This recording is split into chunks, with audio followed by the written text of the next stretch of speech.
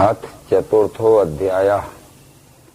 श्रीमद् भगवद गीता के ज्ञान कर्म संन्यास योग नाम का चौथा अध्याय प्रारंभ हो रहा है।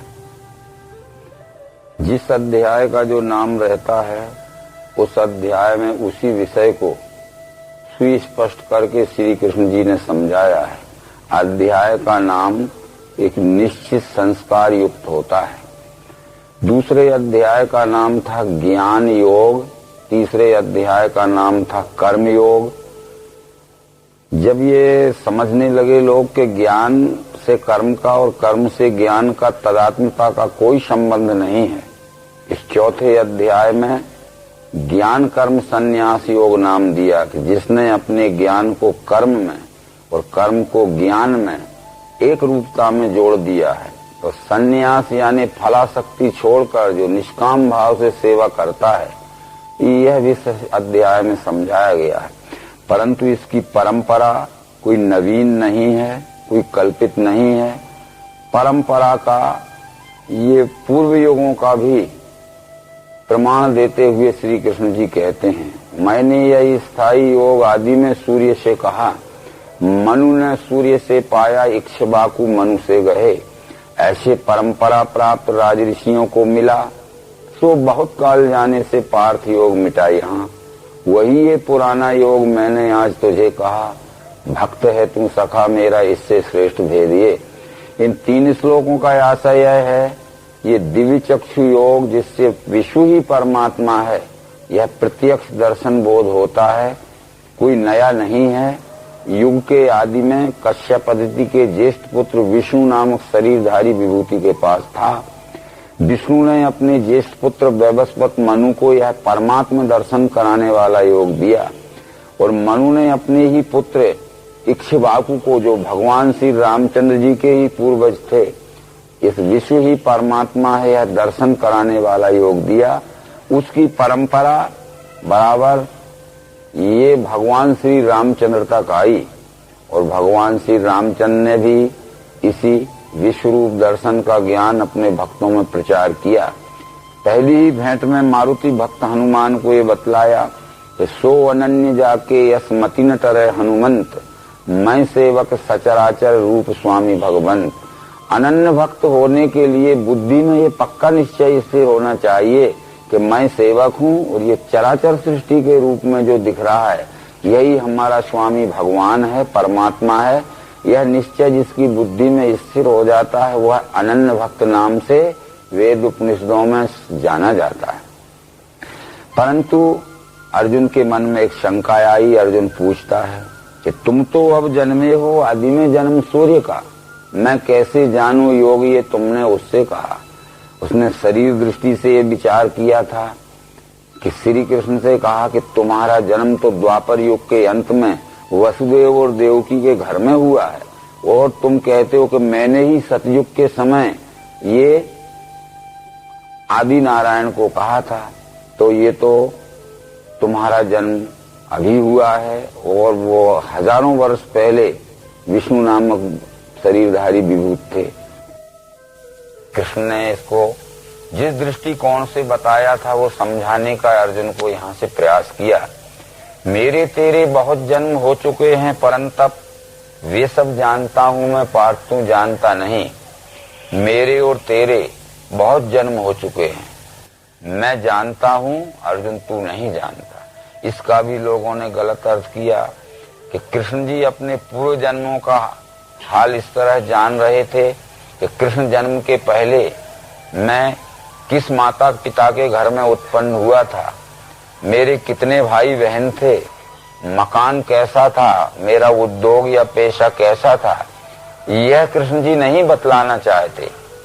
जो विभूति पद पे आता है तो वो ये जानता है कि 4 खानी 84 लाख योनि का चक्कर काट के अनेक जन्म के पश्चात ये मनुष्य जन्म लेता है। कुछ जन्म पशु स्वरूप मनुष्य में लेके रजोगुण प्रधान मनुष्य होता है, फिर रजोगुण प्रधान मनुष्य होने के बाद सत्वगुण प्रधान मनुष्य होता है, वह नरकोटि का मनुष्य। तब उसको परमात्मा जानने की इच्छा होती है। सदगुरु से दिव्य चक्षु प्राप्त होते ही विश्व ही परमात्मा यह जानता है तब उसको विज्ञान प्राप्त होता है। विज्ञान में बहुत जन्म लेने के पश्चात उसकी जब निरिध्यास अवस्था होती है तब वो विदेह मुक्त होता है, और विदेह मुक्त में भी बहुत जन्म लेने के पश्चात वह जीवन मुक्त होता है। यह जीवन मुक्त पद ही ये अवतार का निज पद है, यानी विशेष विभूति के बौद्धिक उत्क्रांति का पद है। इस जीव के उत्क्रांति तत्व की दृष्टि से श्री कृष्ण ने ये कहा था कि बहुन में व्यतीतानि जन्मानि तव चार्जन तान्य हम वेद सर्वाणी न तुम वेद परंतप। इन सब बातों को देखते हुए अंत में कृष्ण ने यह भी कहा, यदि आत्म तत्व की दृष्टि से देखना चाहते हो तो जन्म नाश बिना मैं हूँ, भूतों का सब देव मैं, मेरे स्वभाव के द्वारा इच्छा से जन्म है मुझे, परंतु आत्म तत्व की दृष्टि से ये संपूर्ण विश्व ही मेरा स्वरूप है। ये ना बनता है, ना मिटता है, ना घटता है, ना बढ़ता है, और ये विश्व रूप परमात्मा ही अपने पराशक्ति के स्फुरण से पुरुषोत्तम अक्षर और क्षर इस त्रिपुटी में लीला सदैव करता रहता है। यह ज्ञान जिसको हो जाता है वह वास्तव में मेरे स्वरूप का जानने वाला है, और यह ज्ञान योग देने के लिए ही मैं अवतार के स्वरूप में इस मानव जगत में आता हूँ। आती है जब ही गिलानी भारत निज धर्म में, अधर्म बल पाता है लेता हूँ तब जन्म में। ये सज्जन वृत्तियों के मनुष्यों को कल्याण में लाने के लिए और दुराचारी दुष्ट प्रवृत्ति के लोगों को दमन करके दबाने के लिए युगों युगों में मेरा जन्म होता है। धर्म गिलानी का जहाँ तक संबंध था वह हम पहले ही बतला चुके हैं। ये विश्व ही विश्वरूप परमात्मा है, यह निश्चय हमारे अंतःकरण में धारण हो जाना ही धर्म है, और विश्व ही परमात्मा ही है, निश्चय अंतःकरण में धारण न होना ही धर्म गिलानी है। इस तरह से ये धर्म स्थापना के लिए आता है, विश्व का ज्ञान अंतःकरण में स्थापन करने के लिए आता है। ये कहते हैं जन्म कर्म च मे दिव्यम एवं यो वेति तत्वतः त्यक्त्वा देहम पुनर्जन्म नेति मामेति सोर्जन। मेरे इस अवतार या विशेष विभूति रूप से जन्म धारण करने को और विश्व ही परमात्मा है यह मानव मात्र के अंतःकरण में निश्चय धारण कराने के कर्म को जो दिव्य योग के द्वारा तत्वतः जानता है वह अवश्य ही जन्म मृत्यु के भय से छूट जाता है। मिटे काम भय क्रोध अनन्य भजता मुझे, ऐसा जो ज्ञान तप से पवित्र मुझ में रहे। इस तरह मनुष्य निष्काम भाव से ये विश्व में परमात्मा देखकर और अपने स्वकर्म द्वारा यथोचित यथाशक्ति सेवा या भक्ति करता है, परंतु जिन्होंने विश्व रूप परमात्मा का निश्चय अंतःकरण में धारण नहीं किया वो फल की इच्छावान वे देवों को पूजते फिरे। ये स्वार्थी लोग व्यष्टि सुख भोगों की वासनाओं को पूरा करने के लिए अनेक देवी देवताओं को पूजते हैं। यदि उनके कार्य वो निर्भीकता पूर्वक विधि पूर्वक हो गए तो उनको क्षणिक सुख शांति की सिद्धि मिल जाती है, परंतु वो स्थायी सुख शांति नहीं मिलती है। कर्म और अकर्म का भेद बड़े बड़े विद्वान भी नहीं जानते हैं। किम कर्मेति कवियो अप्यत्र मोहिता तत्ते कर्म प्रवक्ष्यामि यद् ज्ञात्वा मोक्षे शुभात्।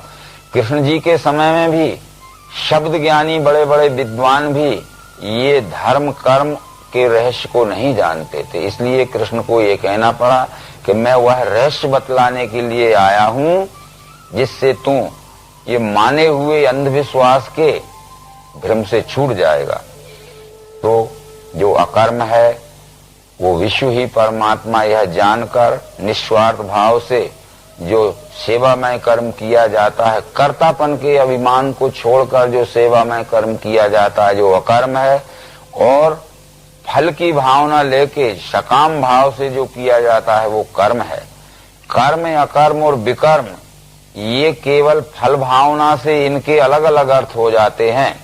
यदि विकर्म भी हमने निष्काम भाव से किया लोक सेवा के लिए तो वो भी अकर्म हो जाता है, और स्वाभाविक कर्म भी सकाम भाव से किया तो वो भी कर्म और विकर्म हो जाता है।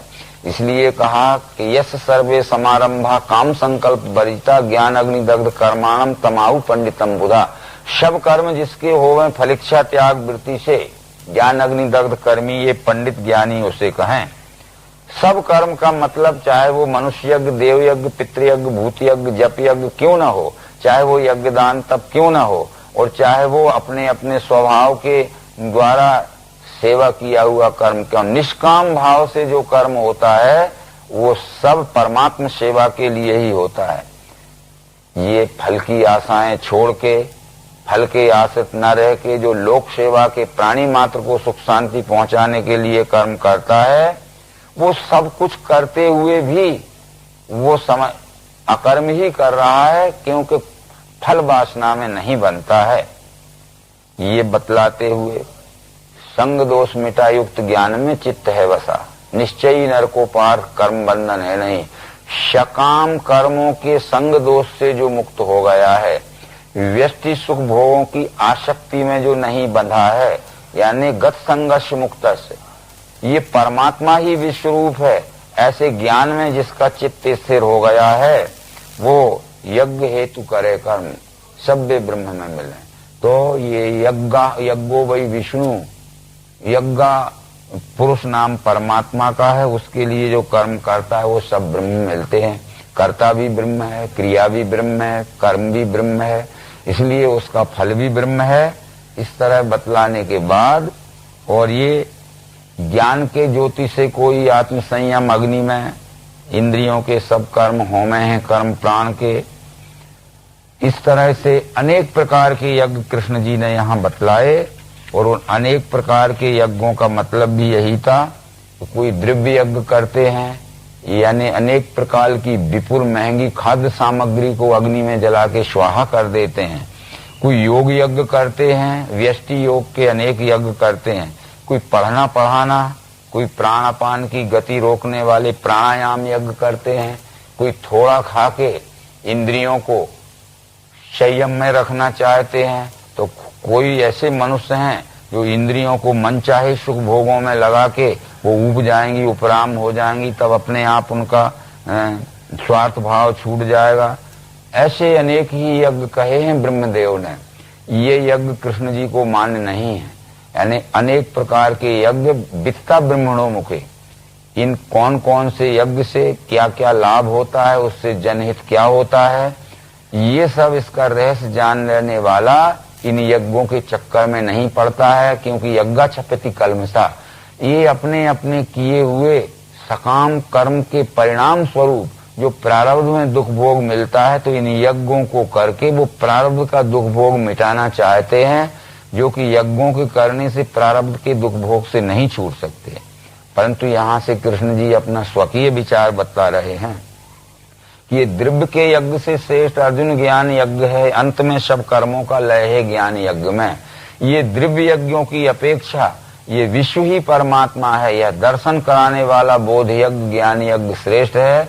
और द्रव्य यज्ञों का लय अंत में ज्ञान यज्ञ में हो जाता है, पर वो ज्ञान किताबों में नहीं मिलेगा, भाषण में नहीं मिलेगा। तद विद्धि प्रणिपातेन परिप्रश्नेन सेव्या उपदेशयन्ति ते ज्ञानम ज्ञानिनस् तत्वदर्शिना। जो तत्वदर्शी पुरुष होते हैं वो प्रत्यक्ष तत्व दर्शन करा के उस ज्ञान का उपदेश करते हैं। यहाँ उपदेश और प्रवचन में ये अंतर बतलाया गया है कि उपदेश कहते हैं जो प्रत्यक्षीकरण में दिखाया जाता है, वो तत्वदर्शी ही उपदेश कर सकते हैं। वो प्रवचन कहते हैं जो शब्दों में सुनाया जाता है, ये तत्वज्ञानी प्रवचन करते हैं।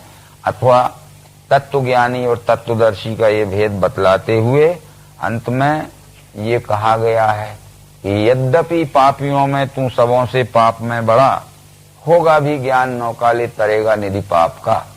हमने ये समझा है कि हम तीर्थ में जाने से तर जाते हैं, परंतु वेद ने तीर्थ का अलग ही अर्थ बतलाया है।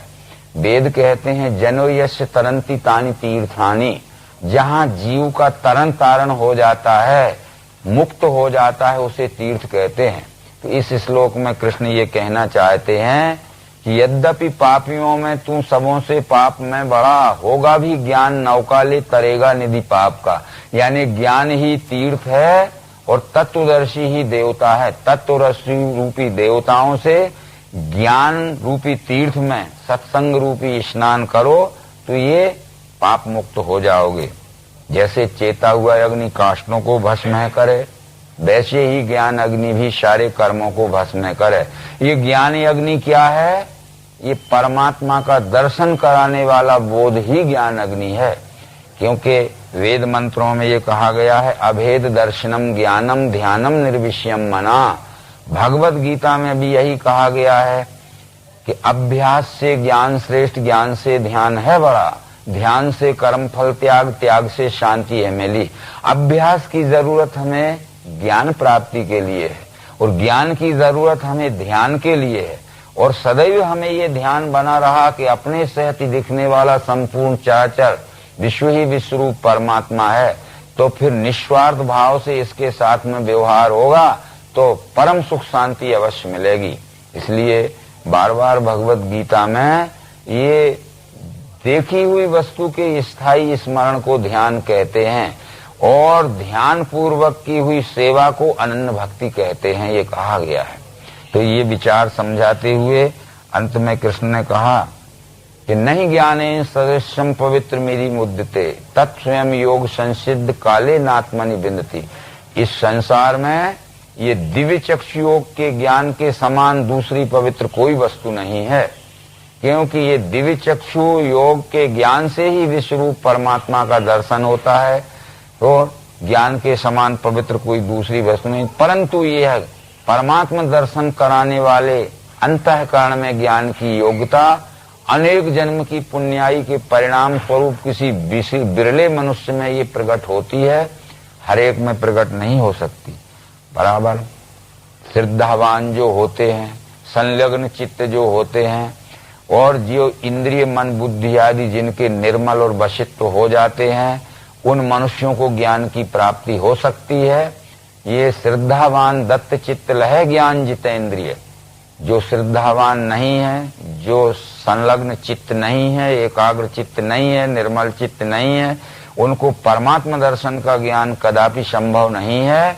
और जब तक परमात्मा दर्शन न होगा तो स्थायी सुख शांति नहीं मिलेगी। ये बतलाने के बाद ही अज्ञानी हीन श्रद्धा से संशयी नाश में मिले। जो अज्ञानी रहते हैं, जो श्रद्धा रहित रहते हैं और जिनके चित्त में निर्मलता नहीं रहती है, ऐसे संशय और विपर्य में पड़े हुए लोग ये विश्व में परमात्मा स्वरूप का अनुभव नहीं कर पाते हैं। इसलिए प्रत्यक्ष विश्वरूप परमात्मा के साथ उनका दुष्टाचार का, दुराचार का दुर्व्यवहार होता है और जो वास्तव में कल्पना है, निराभिर्म है, उसको परमात्मा जान के अनेक प्रकार की पूजा पाठ करते हैं।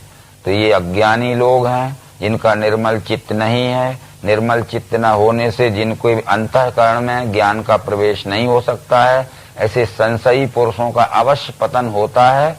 दोनों लोग गए उसके मिले न सुख शांति का। उनको इहलोक यानी वर्तमान जन्म में और परलोक यानी भविष्य में लेने वाले जन्म में सुख शांति कभी नहीं मिल सकती।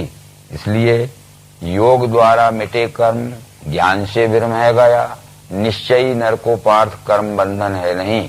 दिव्य चक्षु योग के द्वारा जिसने यह विश्व ही परमात्मा है अपने सहित एकात्मता का निश्चय कर लिया है, तो वो सकाम या स्वार्थमय कर्म नहीं होंगे उससे, तो कर्म का दुखमय फल भोग उनको बंधन नहीं होगा। योग द्वारा मिटे कर्म ज्ञान से विरमह गया, ऐसे निश्चयी मनुष्य को पार फिर कर्म का बंधन नहीं होता है। इसलिए अज्ञान उत्पन्न तस्मात् ये ही का ब्रह्म भारत, ज्ञान के खड़ग से मारो कर्म योग करो उठो। तेरे अंतःकरण में अज्ञान के कारण जो अनेक प्रकार का द्वैत भ्रम उत्पन्न हो गया है, वो दिव्य चक्षु योग के ज्ञान द्वारा वो अज्ञान से उत्पन्न भ्रम का निरसन करके और इस दिव्य चक्षु के ज्ञान योग के प्रकाश में आओ, ताकि तुम सत्सेवा कर सको और इस सत्सेवा से ही परम सुख शांति का लाभ होगा। इस तरह बतलाते हुए ये ज्ञान कर्म संन्यास योग नाम का चौथा अध्याय संपूर्ण हुआ। नर्मदे हर।